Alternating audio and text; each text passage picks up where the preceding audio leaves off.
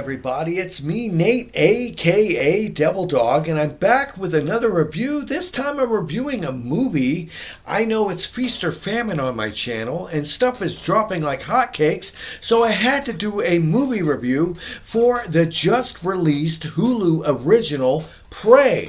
That's right. What is Prey? This was made by 20th Century Fox and is considered a prequel to all the original Predator movies.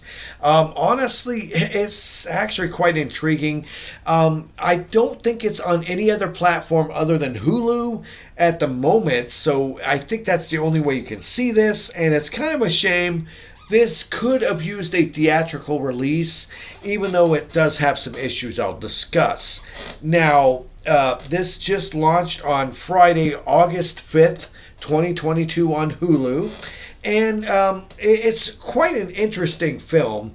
This takes place in 1719, involving a Comanche tribe and also some French trappers, back in the time where the very first predator lands on Earth and starts hunting people.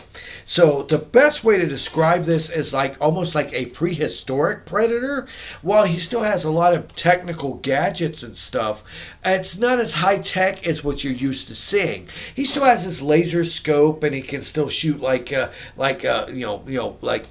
spears at you, but he doesn't have super laser blasts or mega explosions, which actually is really kind of cool. And the way the predator looks when it gets to it is actually really phenomenal.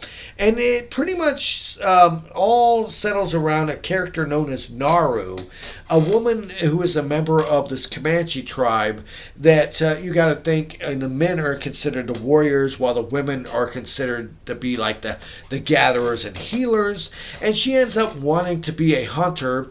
And along the way, her and her dog end up having to deal with this predator that starts off by hunting wildlife like mountain lions and bears, and starts hunting down people as well and killing them. And she rises to the occasion, ends up fighting this creature and beating him. Now, I'm going to say certain things about this movie. Hands down, it's very entertaining, but it's rather slow. It takes a good amount of time before it actually ramps up in its action, and the amount of detail that they took to actually being respectful to Comanches in general, the Comanche Indian tribes, actually is very well done. The casting of the characters, there is no what I call whitewashing in this. They seem to actually cast correct people to play the roles. So that is nice. But one thing that really truthfully bothers me in this is they're supposed to be Comanche Indians back in 1719. And yet they all speak perfect English. Just saying, I would have loved this movie so much better if they all spoke in correct, proper Comanche language with subtitles. I would have had no problem with it. I get it. It's supposed to be the representation of the fact of them speaking their native language, and you just understanding it like you're a part of, their tribe. I get that. But I would have liked it better if they would have stayed a little bit more true, because the French trappers all speak in French. They're like, there's only a couple of them that speak I guess they speak Comanche, because they're able to communicate with the main, character. What's her name again? Naru, to let her know it's like, oh, we have to fight him and stuff like that.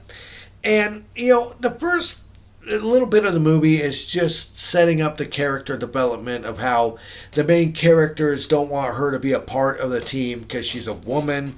She's supposed to be at home cooking, baking, mashing, leaves and herbs to make medicine. And she wants to be a warrior like the rest of them.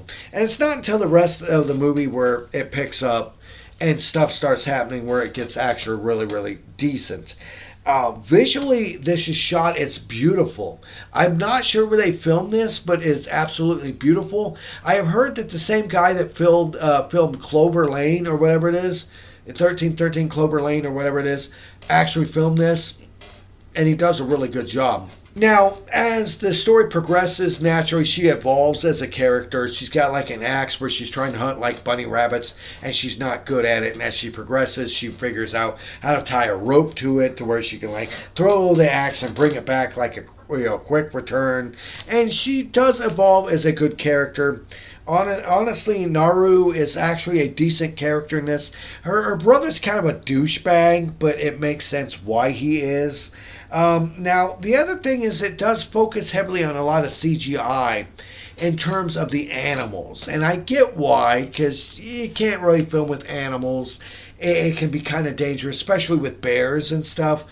And now the CGI is decent. It's pretty good, but I noticed just about every part where I'm like, okay, that's a CGI bear, that's a CGI mountain lion, stuff like that. It's nothing that like takes you out of the moment.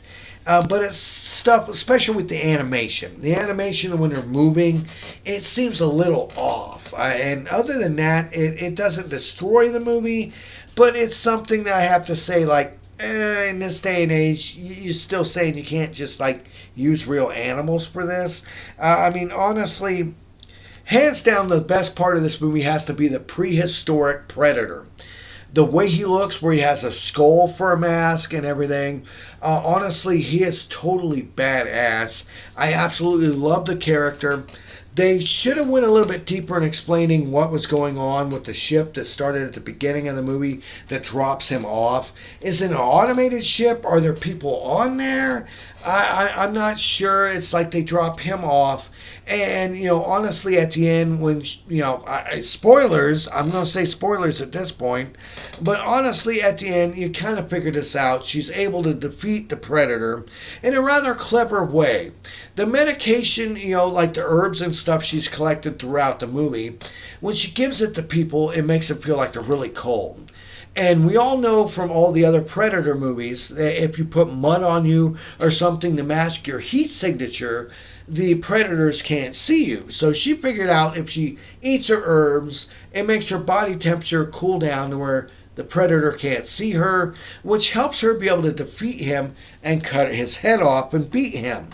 Now, one main thing that is a great tie-in to this, considering this is technically the 5th installment in the Predator series, and it's considered a prequel to the original film, is the fact that the gun that is given to, what was it, Carl Weathers? Is it Carl Weathers? I might be wrong. No, it's not Carl Weathers. I can't remember his name. But basically, the gun that the Predator tosses to him when he actually wins at the end of the second movie is the same damn gun in this that she uses against the Predator that she ends up giving to her tribe leader along with the Predator head. Now, how in the hell does this gun get back to the Predators? They end up giving it to the dude in the movie Predator 2. I don't know. I swear to goodness it's the same gun. Look it up. It's got the same insignia, inscription on it. Honestly, it is the same gun from Predator 2, which is a really cool tie-in, but they don't do a good job in explaining how exactly this gun goes from this Comanche tribe to the Predators in the future that gets back to the dude from the second movie. Honestly, the other aspect about this movie, while it's slow-paced at first, it's a good movie, but it doesn't show the gore.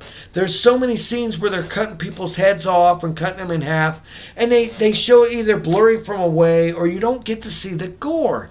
I'm not saying I want massive gore, but if you have a scene where you cut a dude's head off, I kind of want to see it.